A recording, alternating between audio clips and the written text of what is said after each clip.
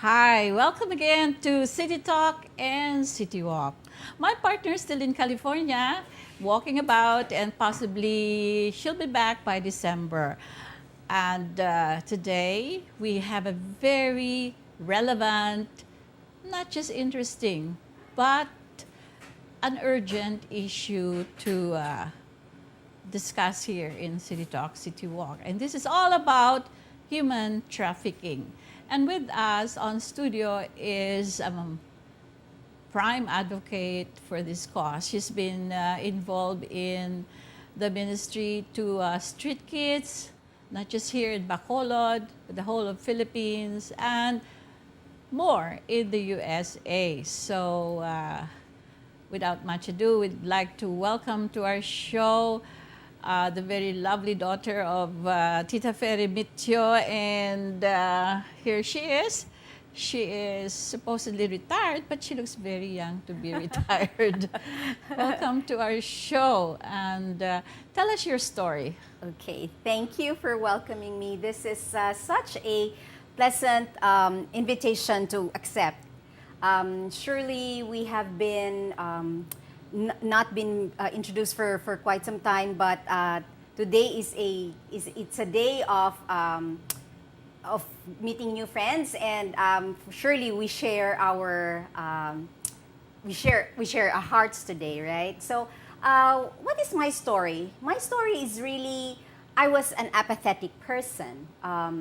Really, you know, I have been a Christian, a born again Christian, a believer in Christ, but I really have not found any kind of meaning in my life until I found Jesus Christ as my Lord and Savior.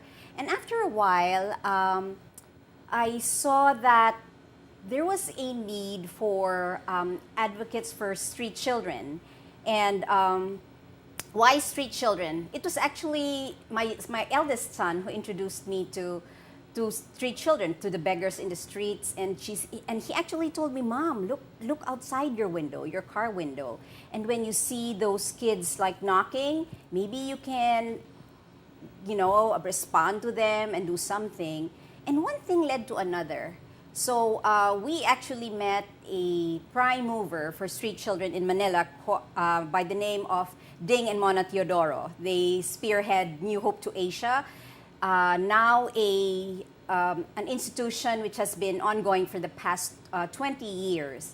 And I have been personally ministered to and blessed by the children that they have been doing work with.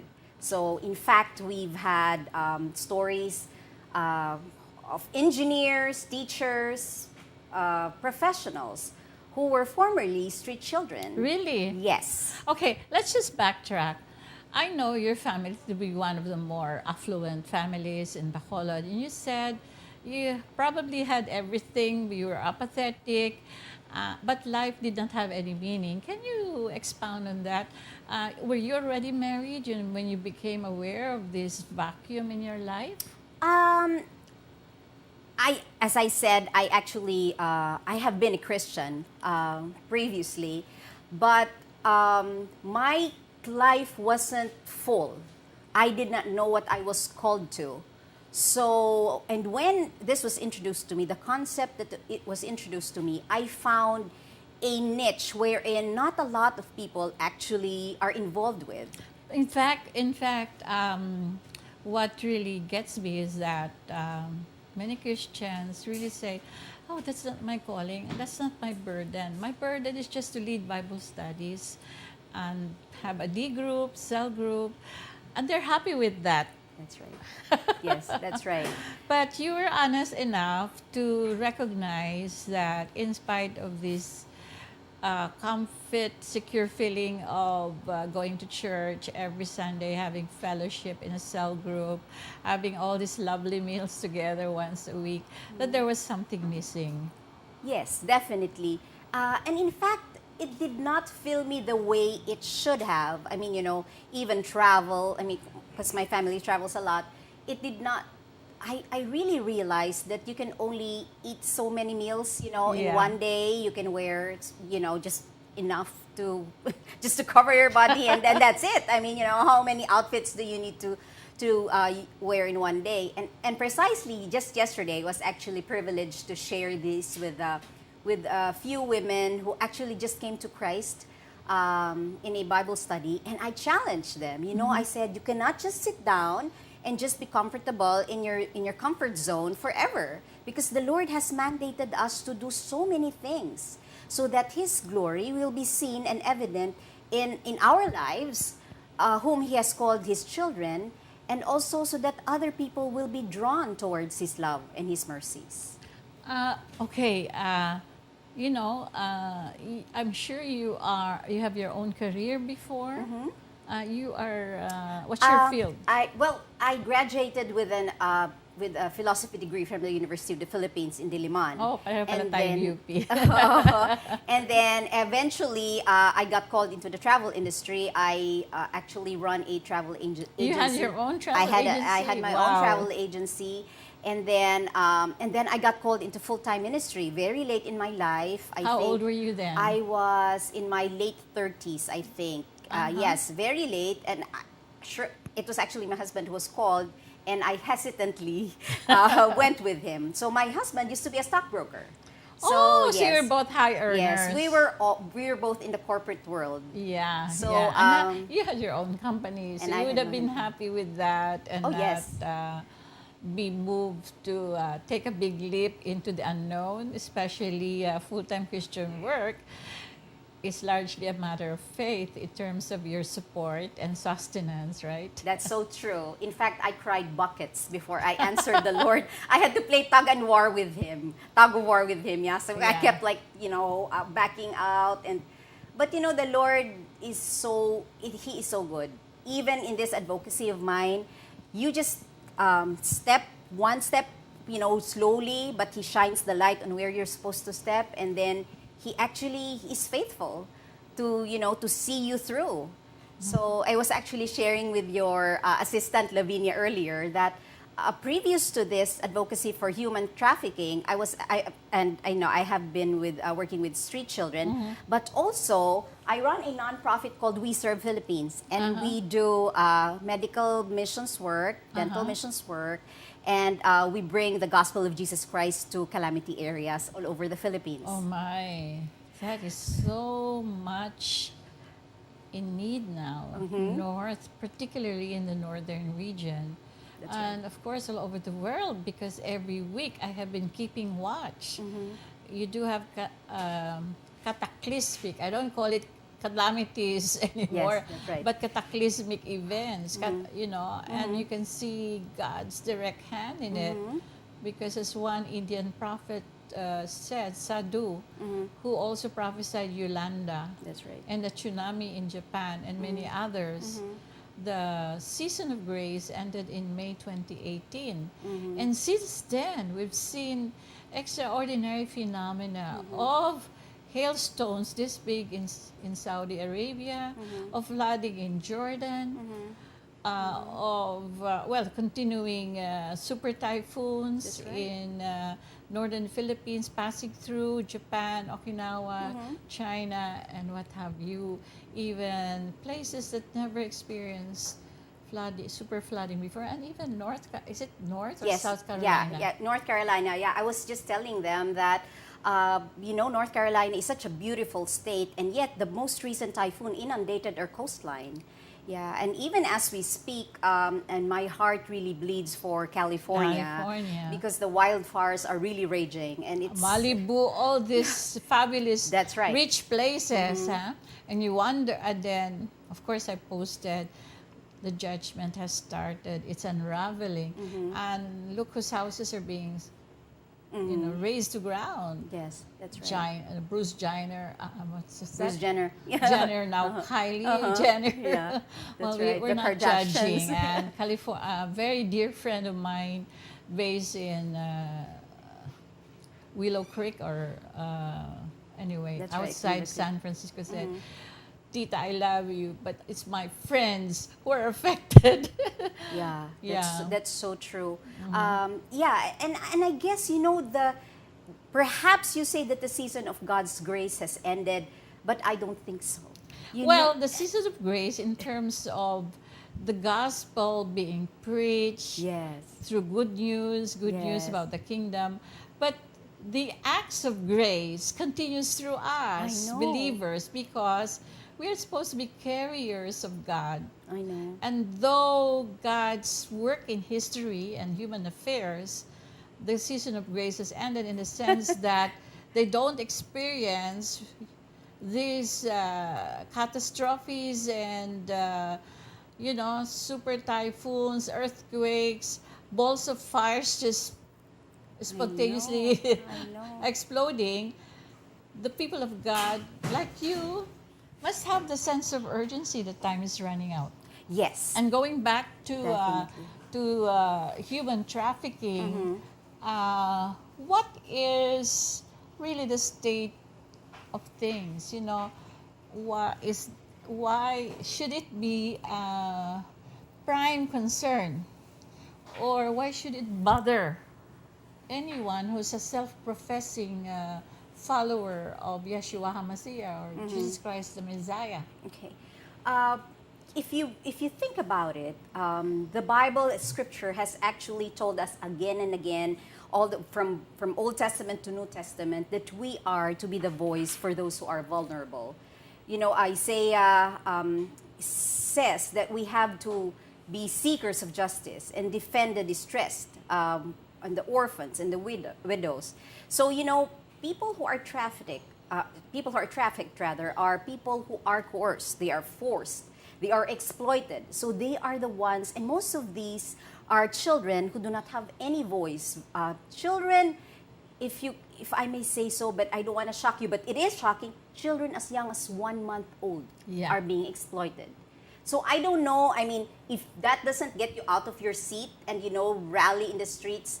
The thing is, with human trafficking, with the sex trafficking, it is a crime which is it is kept a secret, because both the perpetrator and the victim doesn't want to be found out. The perpetrator because he doesn't want to get caught, and the victim because of shame and embarrassment and humiliation. So, however, as the church, we would like to keep this crime in the light. So that, we don't want to keep it in darkness, because this will proliferate if we don't address it. So what exactly do you do? Okay, what do? I do what God tells me to do, and right now He has called me to make Bacolod, especially in the Negros province, aware of this evil which is proliferating in the province. We are actually number 3. Wow, All in over the Philippines? In the Philippines, we are number 3. And I was actually surprised. I said, where did this Where did you statistics get come your from? data? IJM has actually, I just came from a forum, and all the people there IJM is starts International as- Justice Missions. Yeah. So they are also fighting against human trafficking, together with She Works Ministry and the Philippine Children's Ministry. So they gave me this shocking figure that we are third, but just Third after Metro Manila? yeah, and then I think Cebu? Angeles, So Pampanga. even outran Cebu. Cebu is where usually this pedophile hubs, cyber pedophilia That's right. Yeah. proliferates, and you say Bacol, Metro And Negros, Bacolod or Negros, yes. So it was Negros Occidental. Not even Oriental. Uh, Negros Occidental. It's probably both Negros Occidental Negros Island. and the Negros Island. Okay. So, and in fact, I'm very happy because the provinces, well, the people from outside the city are coming tomorrow. There are delegates from as far as Ilog, we have Sagay, people Because from, that's where the recruitment well, I don't know. is active. If it's any indicator, the one daughter of a former worker of ours was promised a job. She was a high school graduate or about to graduate, beautiful girl. But once she was taken by the recruiter, they never saw her again. They searched far and wide. The promise was at one point they heard she was in Japan, but never again did Did they they see her? see her or hear about, receive any news about her. And usually it's recruitment for work in Metro Manila That's right. as helpers, Helpers, or domestic helpers. restaurant, or waitresses, or hotels. And that's why it bleeds my heart, because it may not be your children who is actually being trafficked, but it is a child of somebody else. It is a child of the people who work for you. It is a child of somebody who may be a distant relative. But for sure, we as a city and as a province and as a nation is forefront on this human trafficking problem. And if I would probably, as a research, I used to run, I used to head a research development center. I would think Mindanao would rank higher because there are many Mindanaoans, especially from the ethnic communities, Yeah. who are being trafficked to Malaysia. I know. Do you know what, Doc? The thing with us is it is very hard for us to keep track with statistics, and most of these stories are anecdotal. So we Yeah, really, anecdotal. yeah. So we really can't say istorya lang sila, about this and this person. These are just stories that you hear, but there are real stories, and of course CNN has a very good investigative report in journalism and all that. So they have actually ranked us number one in Southeast Asia, especially for cyber Oh yeah, sex. Yes. cyber sex. Yeah, because many Pinoys are computer savvy. Even the children of our sugarcane workers, each one has a cell phone, and that's why we've launched our own ministry, Redeem Our Youth Movement, because that's another phenomenon: screen addiction, Man. K-pop, Yeah, that's true. So which leaves many of them sleep deprived and sleeping only 3 to 4 hours, things like that. But anyway, what is the extent of the problem here, and what meaningful interventions are being done?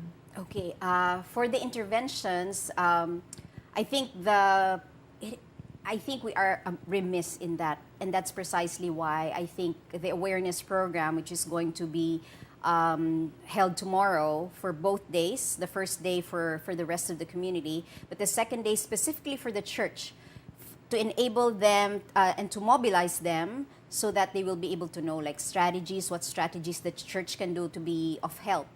And I think specifically to be a haven for these victims. And that is my challenge, to not just to the venue, which was Ictus Church, but the rest of the churches in Bacolod and Negros. Yeah, the churches are so comfort, and maybe many of them are sleeping. As Michael Green said, Cinderella with amnesia. Yes, we do not want to be the frozen chosen, right? We do not want to Yeah, because remain that once way. you open your doors, because every Sunday they're by the gates of the church. That's right. Right. As you come out, they're there asking for food. But oftentimes I see real efforts on the part of these very poor city kids to, to make something, make a few pesos from selling flimsy silhig na alam mo hindi magtatagal. So I buy from them, and they're carrying it heavily load, and nobody buys. Even That's right. I was thinking maybe this church goers should buy it, not really to be used, not Yes. to use, but just to reward the effort of this kid, Yes, who instead of begging sells. that's right. Or 2 Sundays ago, as I was stepping out, there was this teenager selling this dried squid, uga nga uga. squid. And all cars were passing by. The worship service just ended. Nobody was minding him. Nobody was minding it. That's right. So I just stopped and bought from him because I saw the stress, the weariness, and it was very hot. But little things like that. But of course, that's palliative. That's not even any help at all, except for a temporary reprieve. But I think the problem with the churches is the hassle. Once you open the gates, a floodgate comes in.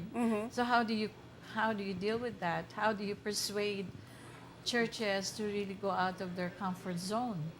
Uh, well, it is not my call. It is actually Jesus' call. Okay. For all of us to, we have been sitting down too long and too nicely, I think, too comfortably in our seats. And I think it's not just a matter of how can you stop people from coming to church? I mean, I was actually sharing with them yesterday, each and every creation of God, each and every person, regardless of the status of that person, he may be rich, he may be uneducated, he may be poor, but they're all made in the image of God. So we are supposed to be looking out for one another, regardless of our status in life. So, and that's why it is our responsibility to be able to watch out for these people, to be watching out for those who are trafficked, for those who are being exploited, for those who are being forced into labor, because nobody's watching out for them.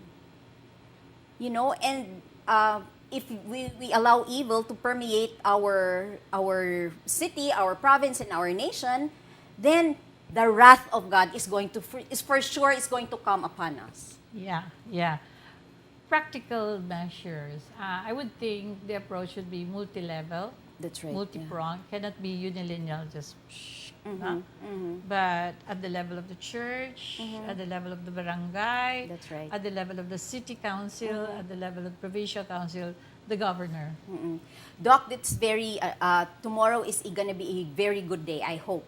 Because we have extended the invitation to The city mayor? councilors. Yeah, the mayor, we did invite at least the city councilors. So the police will be coming because prosecution is very important. And the court. Do you know yes. that there is an organized court personnel association and also the Yes, judges? That's right. They have their own association. I think the judges should be conscientized as well. Yes. There's a family court, Judge Philadelphia Agraviador. And oftentimes judges really lack the social conscientization bit. No? And many of, social work. But the mayor must be there in terms of allocating budget. Something like a social weather station. And perhaps reorienting our barangay tanods so that they don't just watch for drunkards and drug users, That's right. but potential traffickers in their purok. So yes, Doc, tomorrow there will be people from the barangay. The thing is, this is the first of hopefully many human trafficking awareness programs. So for sure, our delegates tomorrow will be coming from the Purok. So I have contacted Councilor Ana Marie Palermo, who is actually a family friend, and so she's coming And together then with. Councilor former InterVarsity, just slips my mind. She's a lawyer. Okay. She's a lawyer, and she may even be the head of a significant committee. She's also Josel? with Soreptimis, not Josel. Josel's no longer in the council. She's also And the name will come back to me. And then the vice mayor has to be there because they're the ones that allocate without budget. You can only do verbal advocacy. That's right. But if in each barangay there is not just consciousness, but there is a mechanism support.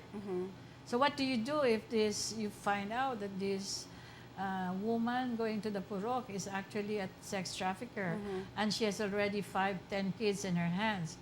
What's the mechanism and what's the logistics to run after her? She's in the pier, whatever, things like that. Yeah. So to get funding, although the barangay has its own barangay development fund, 7 billion minimum a year, but also the mayor, not just to do ceremonial talk, but action man in the city is Attorney Jan Orola. Okay, He so has to be there. yeah, so probably we could probably extend the invitation to them, but we already have done initial invitations to the people in the field, the people on the ground But the who key should- actors.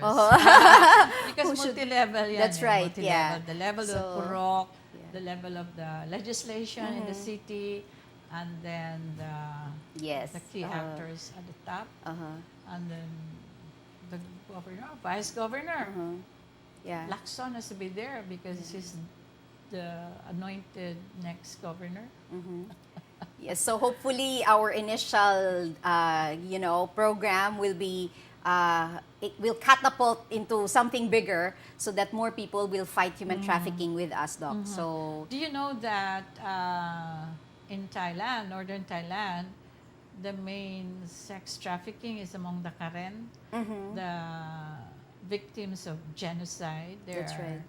people group from Myanmar or That's Burma, right. and one of those that have been laboring through the years, probably almost 3 decades, is as Negrense, Paps Amihan. oh, Si okay. Papet Amihan, who's the sister of Councilor Amihan. Okay. So, horrible stories, but what they put up was a language school, LPs, by the border, and they literally ran after refugees, Karen refugees who are being sex trafficked. And of course, even the Thai policemen are involved in it.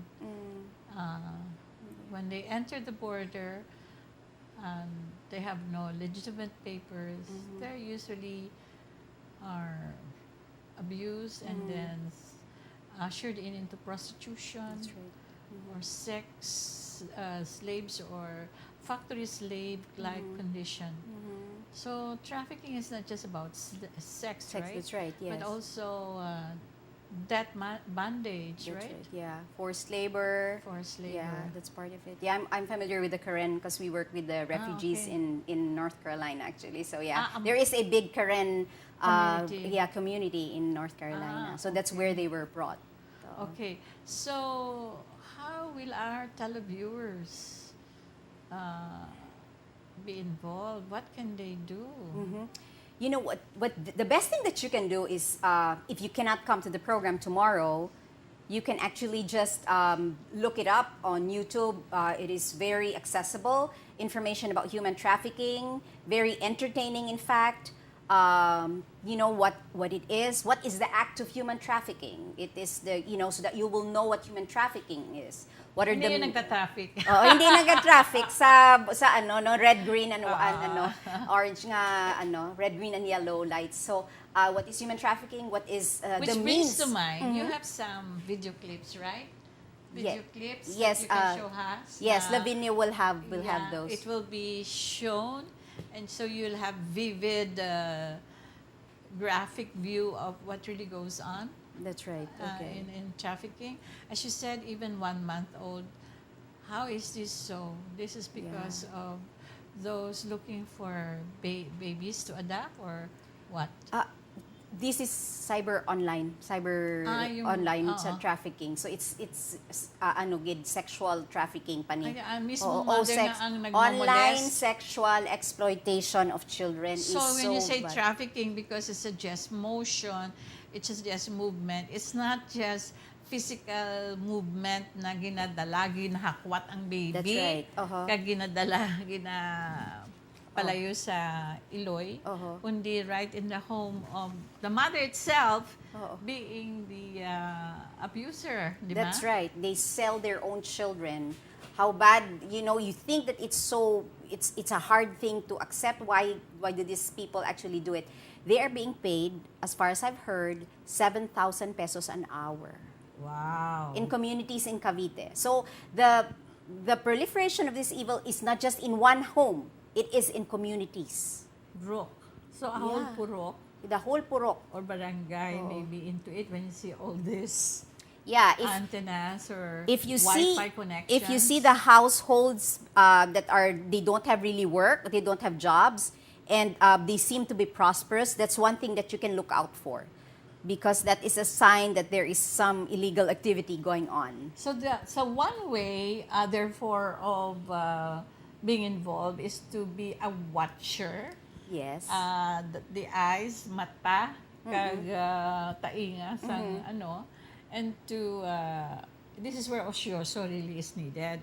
That's Man right. pang osyoso. Very subtly, hindi man naka-obvious kid ya. Nga ano, kag watch and tell. That's right. And then, hindi nga ipang chismis-chismis, but the most constructive thing to do is to tell, not almost always, not immediately the barangay kapitan, kay base ang barangay kapitan, involved man, but go to DSWD. For Yes. sure, neutral na. Yeah. Usually there's a women and children's protection desk in Sa all of the PNP. barangays, yes. And also we have sa city officer, we also have Police Inspector Arlene Torrendon. They have that. So a specific women's and children's protection desk that actually work for and in behalf of our children and our women. Maybe what is really needed is an assessment, situation analysis, so we can tell which of the 62 or 63 barangays are into it. In Metro Bacolod, then Co-op, Silay, Talisay, the neighboring cities. Well, thank you so much. I know you're very busy, but you found time to be with us. And we'll go out shortly after and just do a situationer of the plaza, which is a major area for recruitment for physical human trafficking. I hope you learned something in this segment, and our program is uploaded on YouTube and Facebook. So we'll see you again next week for another enriching hour with City Talk and City Walk. This is your program host, Violeta Lopez Gonzaga. Bidding you goodbye for now, but we'll see you again next week. God bless you.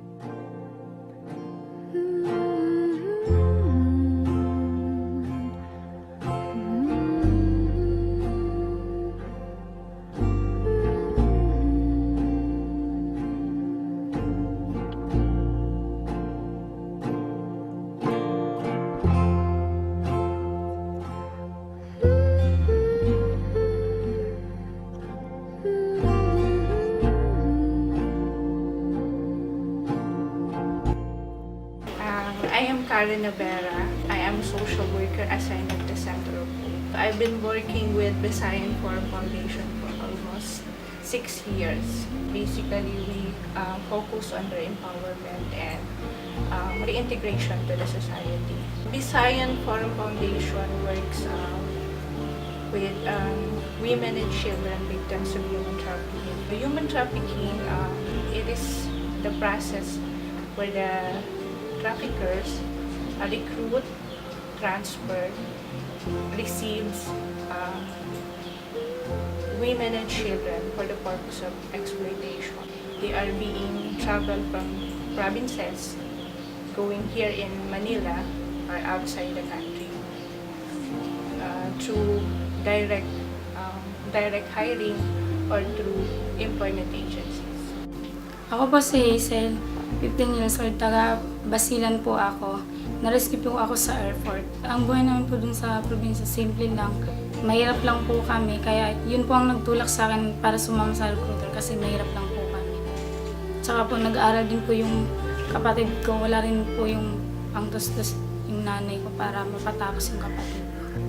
4 po kami magkakapatid, yung isa po sa Malaysia, hanggang ngayon po wala na kaming balita. Napalay po ako sa mga magulang ko na hindi pa naman po ako sanay.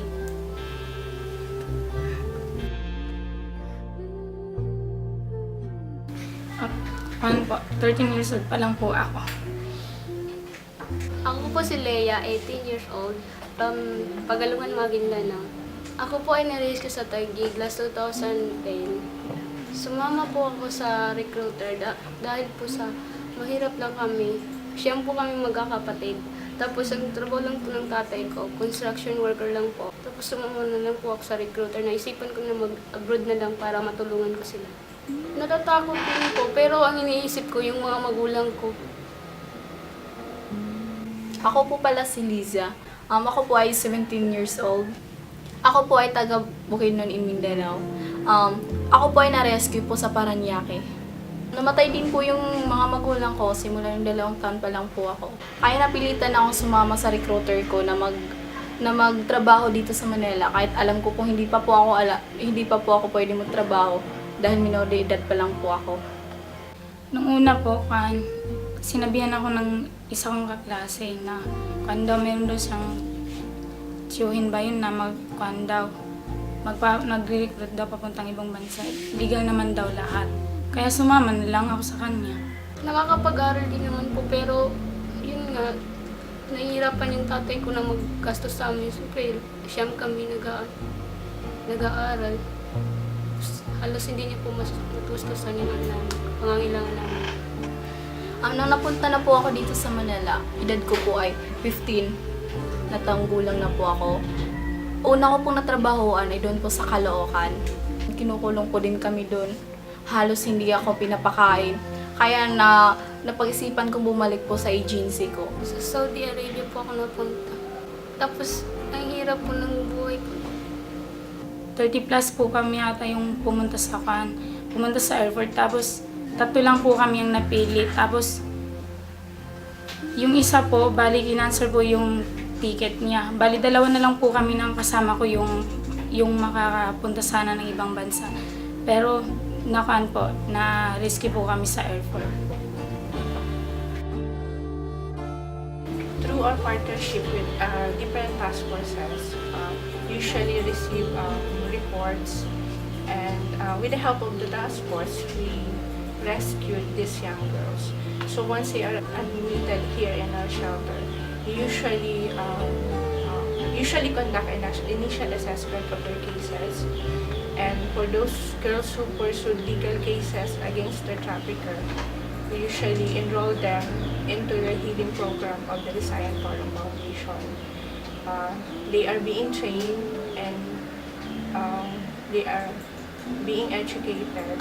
Through our healing and reintegration program, women and children usually undergo psychosocial healing being facilitated by our psychologists, and training and education usually being conducted by our partners for them to better prepare for the life outside the shelter.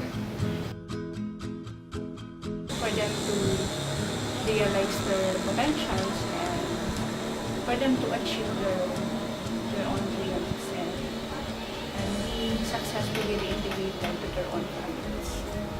Papasalamat po ako talaga sa Visayan Forum at saka sa Police Task Force. Kung hindi po dahil sa kanila, andun na siguro ako sa ibang bansa. Malaki pong natulong nila sa akin kasi dati po, wala po akong tiwala sa sarili ko unang-una po. Nung nakahinto ako ng pag-aaral ko, akala ko hindi na ako makapag-aral ulit. Kaya nung dumating ako dito, marami ako natutunan. Papasalamat po ako sa Visayan Forum. Kahit na kung matagal na ako sa kanila, hindi rin po nila ako pinabayaan. Lahat po tinuro nila sa amin. Tapos, pinapag-aral ko kami. Tapos, nung time na na-hospital ako, nandiyan sila lagi. Kahit hindi na sila nakakatulog, binabantayan po nila ako. Simula nang dito na po ako, pinangarap ko po na magiging isang social worker. Kasi po gusto ko din po makatulong din sa mga bata na bibiktima kagaya ko po. Nag-aral din po ako ng computer. Madami po talaga akong natutunan.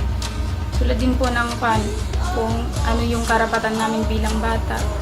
Kung hindi po dahil sa kanila, hindi ko po alam kung ano mangyayari sa akin. Nagpapasalamat din po ako sa kanila dahil marami sila natutulong sa akin. Thank you po ulit.